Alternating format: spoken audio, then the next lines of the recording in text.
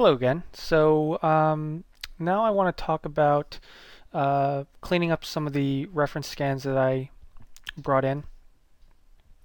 Um, when I scan these, here's one of them, for example. When I scanned them, the problem right off the bat is the fact that it's kind of overexposed compared to the actual reference. You get this crazy speck highlight right here, which is no good. We got to paint that out. Um, and just generally we need to take out some of the shadowing information, um, so we can get a much flatter image to work with when we start painting. So what I'm going to what I'm going to start with is a levels adjustment. Now what I'm doing is I'm intentionally preserving my workflow. So whenever I do an adjustment, I try my best to keep that as an adjustable layer.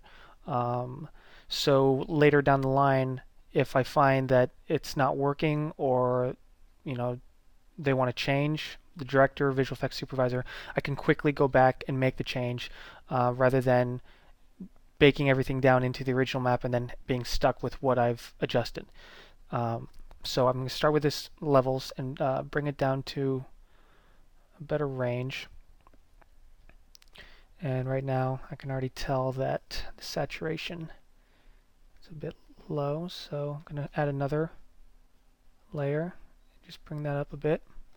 And all of this is kind of just approximations, just going through and saying, okay, does this look good? And always going back to your reference. And so now what I'm going to do is, I like where this is at, where this level is at. I'm happy with this. So I'm going to take these off, hide these, and then I'm going to go in and add a second layer and start painting out with my clone stamp tool this highlight.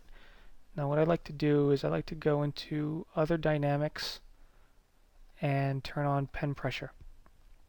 Sometimes by default you'll have flow jitter on with pen pressure and this off.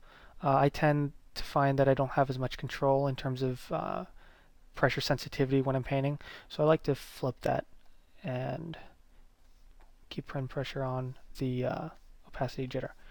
So now let's start painting out some of these highlights. Oh, let's turn on all layers. And I'm using a soft brush. Change this to, so you can see what I'm doing. So I'm using a relatively soft brush, nothing fancy. I'm gonna just systematically paint out some of these highlights. It doesn't have to be perfect. I just want to get the range out.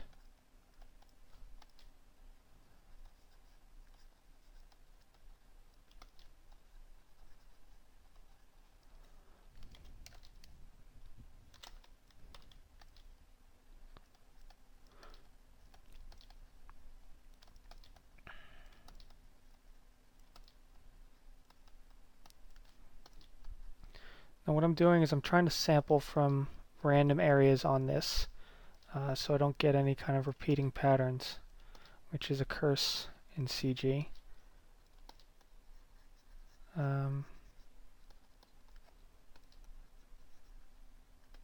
Just be mindful.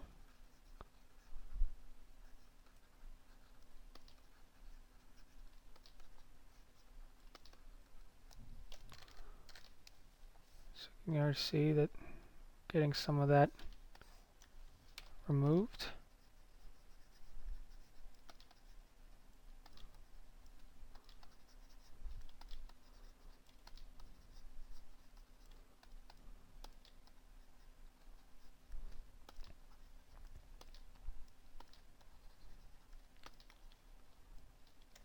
Oops.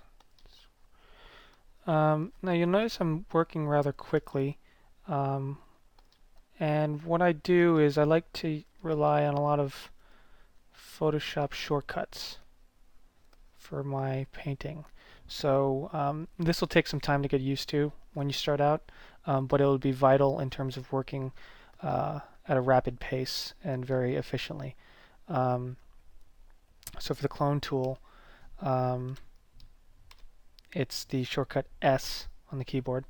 To increase and decrease the size of the brush, it's the brackets. So right bracket increases, left bracket decreases. And then when you hit Alt, you can sample from the area that you want. And then I hit the H key to give my hand, so I can quickly move this over, go back to S, and continue. This is much faster in the long run rather than going over to this tab, hitting the clone tool, coming back here painting, hitting the hand tool, coming back and painting. You'll find that once you get the shortcuts down, it'll be kind of second nature, almost muscle memory.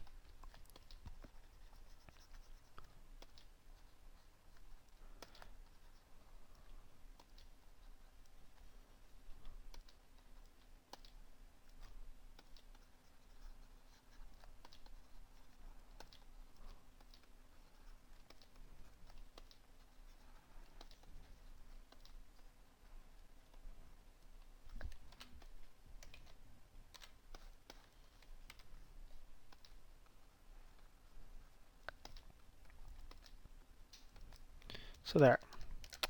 So I did a quick rough out of those spec maps, and I'm pretty happy with that. But now, so what I did was I painted this right above the base original scan, and so I wanted to paint this out below these two adjustment layers so I have the original data. And so when I turn these on, it kind of seamlessly goes back in. Now if I have this above, this is too light.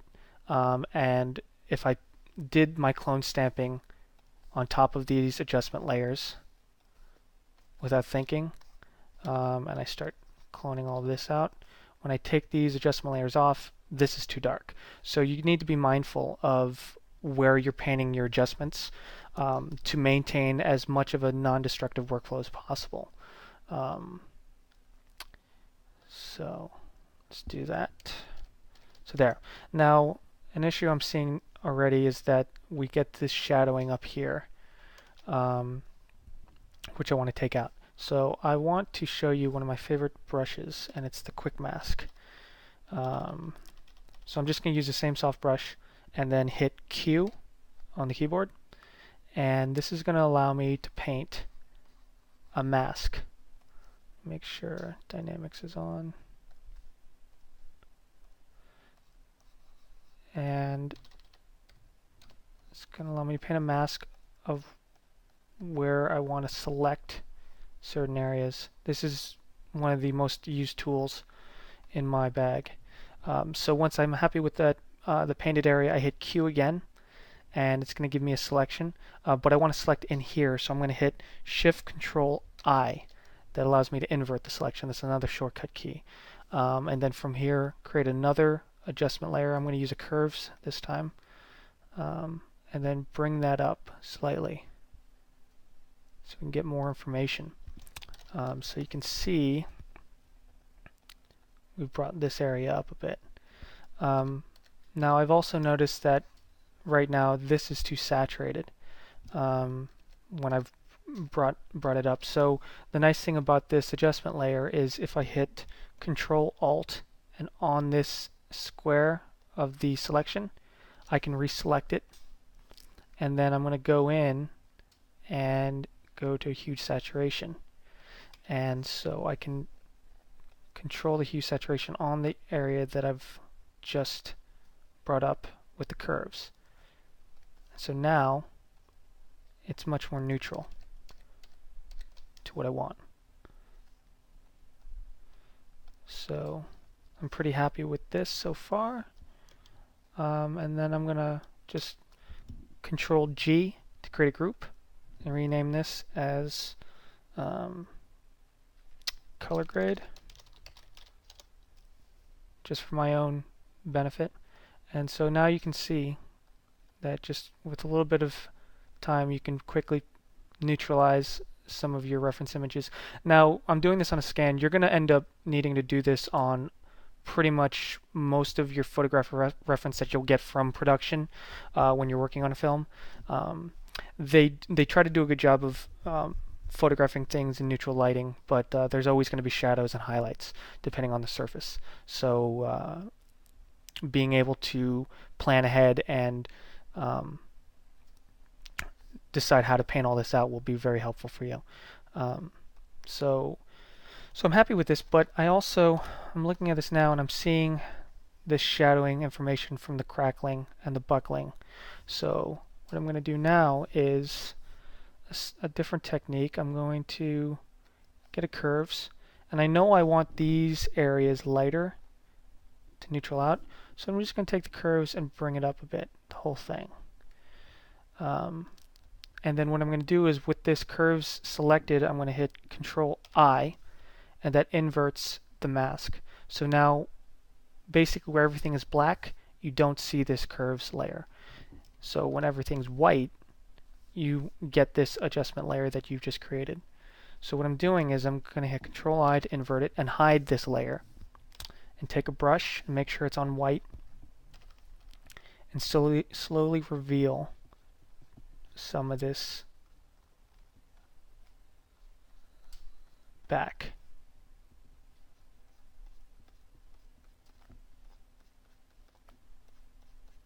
So this allows me to visually get a better idea of where I'm painting and what I'm doing. Just ever so slightly. Get rid of some of these shadows.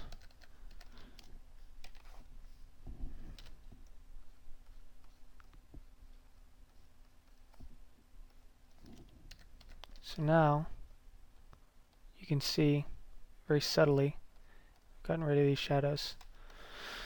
I'm not happy with the fact that when I brought this up, the saturation came up as well. So I'm going to go Control Alt select, click on that box there, and bring up another curves and slightly desaturate it. So now it's a bit better in the realm. So here is my final color graded image from the original. See, it's much more neutral, and now this texture we can definitely use when we start painting. So I've done this for this image and I'm happy with it and say this is final, this is what I want. I have all these other images that suffer the same original issue with this flatbed scanner. Now if I wasn't thinking and originally I just had everything baked down into the base layer, which I'm going to do now, I'm going to merge everything down.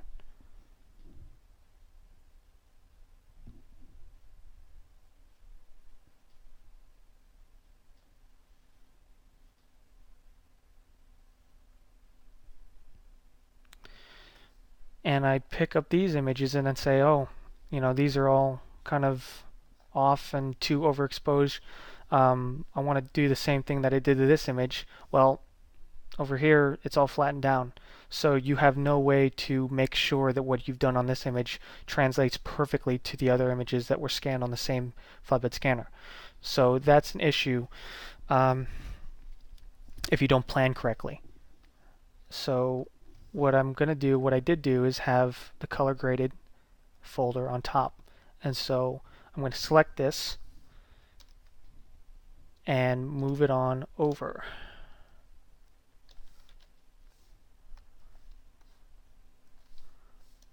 So I'm going to hit V, hold Shift, and just slide it on over. Now, I don't need this painted out layer.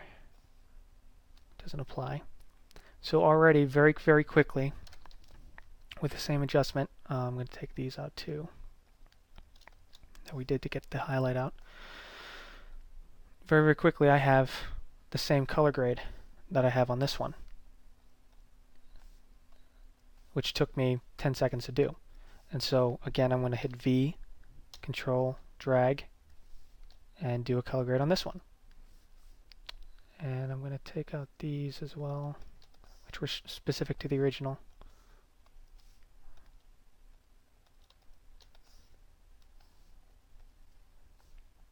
And so I'm going to systematically just go through and drag and drop. Now here, I'm suffering the same issue with this shadowing that I want to take out, which I have already done in before this discussion. But this gives you an idea of what I'm doing here in terms of planning out my color grade, so I can just quickly populate it to the rest of my images. And so close all these. So when you're done, you have these cleaned up images that you can start painting with. And here's a cleanup. Very, very basic. So yeah. So now in the next chapter, we're actually going to go into painting this asset, which we will start with the color maps.